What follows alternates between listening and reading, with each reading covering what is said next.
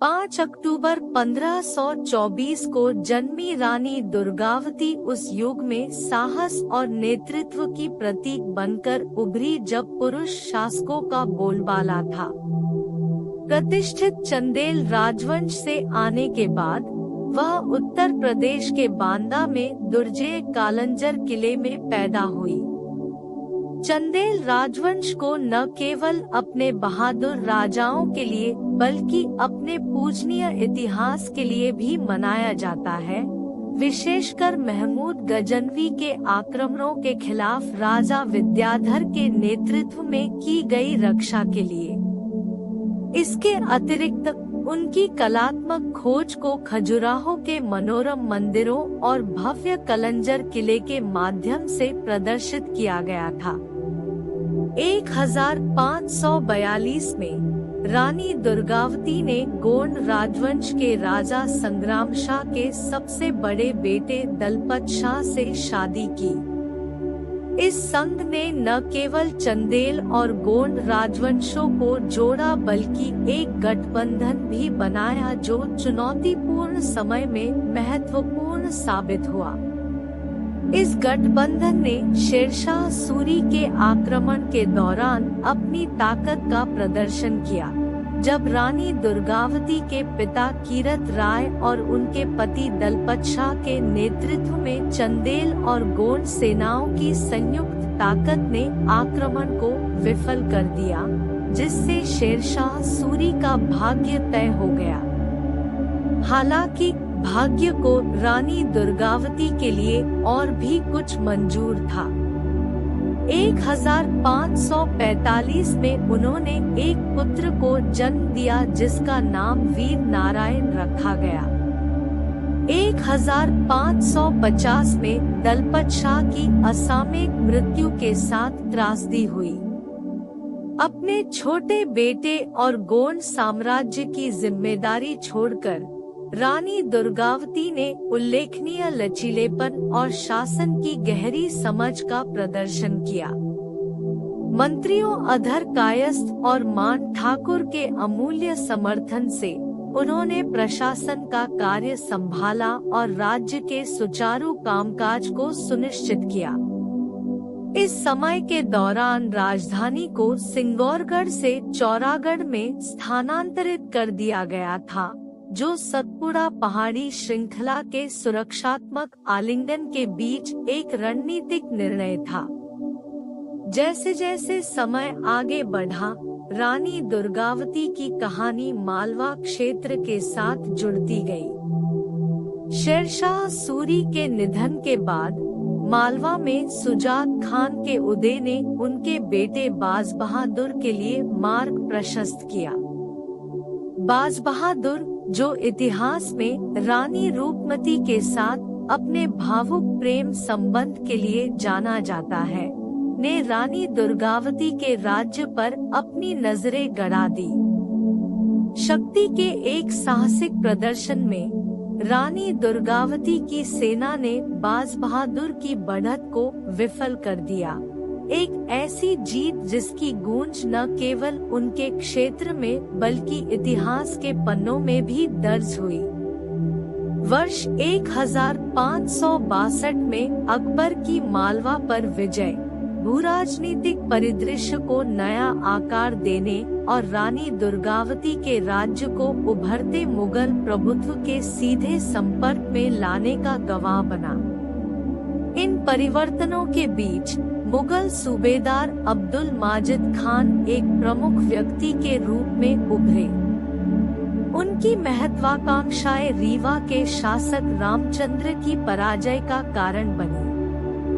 रानी दुर्गावती के राज्य की समृद्धि से प्रभावित होकर अब्दुल मजीद खान मुगल सम्राट की मंजूरी के साथ एक घातक यात्रा पर निकल पड़े, जो उनकी नियति को आपस में जोड़ती थी। जैसे ही आसन्न मुगल आक्रमण की खबर रानी दुर्गावती तक पहुंची, उन्हें एक बड़े फैसले का सामना करना पड़ा। मुगल सेना की ताकत से विचलित हुए बिना और अपने अदम्य स्वाभिमान से प्रेरित होकर उन्होंने अधीनता के बजाय बहादुर प्रतिरोध का रास्ता चुना। उनकी पसंद उन्हें नर्राई की ओर ले गई, जहां एक तरफ पहाड़ियां थी और दूसरी तरफ गौर और नर्मदा नदियां मिल रही थी। यह एक युद्ध क्षेत्र के रूप में खड़ा था जो उसके अटूट दृढ़ संकल्प की गवाही दे रहा था।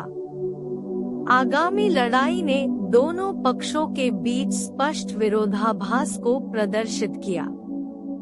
एक तरफ आधुनिक हथियारों से लैस प्रशिक्षित सैनिक थे, जबकि दूसरी तरफ पुराने हथियार चलाने वाले अप्रशिक्षित सैनिकों से बनी रानी दुर्गावती की सेना थी। फिर भी विपरीत परिस्थितियों के बावजूद रानी दुर्गावती की सेना विजयी हुई, जिससे उन्हें पीछे हटती मुगल सेना का पीछा करने के लिए प्रेरित किया गया। इस विजय के बाद रानी दुर्गावती ने अपनी परिषद के साथ रणनीति बनाई। रात की आड़ में दुश्मन से मुकाबला करने का उनका सुझाव आशंकाओं के साथ मिला, जिसके कारण अगले दिन एक अलग दृष्टिकोण अपनाया गया। हालांकि जैसे ही आसफ खान की सेना को दुर्जय तोपखाने प्राप्त हुए, स्थिति बदल गई। एक साहसी प्रदर्शन में रानी दुर्गावती अपने हाथी सरमन पर सवार हो गई और अपने बेटे वीर नारायण को अपने साथ लेकर युद्ध में कूद पड़ी। वीर नारायण की वीरता उल्लेखनीय थी, लेकिन वह भी घायल हो गए, जिससे उन्हें लड़ाई से हटना पड़ा। जैसे जैसे संघर्ष बढ़ता गया, रानी दुर्गावती को तीरों से चोट लगी। एक ने उनके कान को छुआ और दूसरे ने उनकी गर्दन को छेद दिया। जागृति के उस क्षण में उसने आसन्न हार को पहचान लिया। अटूट दृढ़ संकल्प के साथ उसने एक ऐसा भाग्य चुना जिसे वह नियंत्रित कर सकती थी, जिससे उसका अपना जीवन समाप्त हो गया। 24 जून 1564 को रानी दुर्गावती के बलिदान ने इतिहास पर एक अमिट छाप छोड़ी, जिसे बलिदान दिवस के रूप में मनाया जाता है।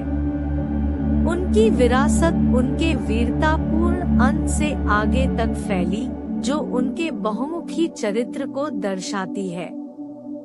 एक कुशल प्रशासक के रूप में उन्होंने अपने लोगों की भलाई की वकालत की, झीलों का निर्माण किया और विद्वानों का समर्थन किया। उनकी समावेशी भावना का एक प्रमाण, उन्होंने विभिन्न समुदायों के विद्वानों का स्वागत किया और निपुण मुसलमानों को प्रमुख भूमिकाओं में नियुक्त किया।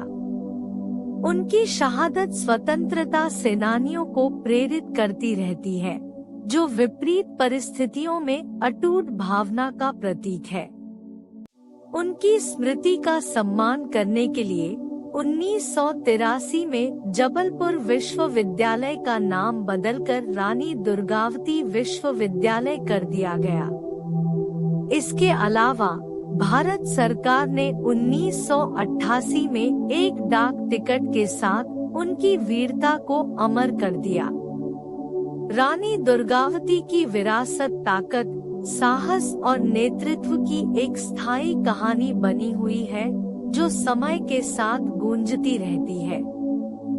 यदि आपको यह कहानी प्रेरणादायक लगी, तो इतिहास की और अधिक आकर्षक कहानियों के लिए इसे लाइक, शेयर और सब्सक्राइब करना न भूलें। और याद रखें कि अतीत की गूंज भविष्य को आकार देती है।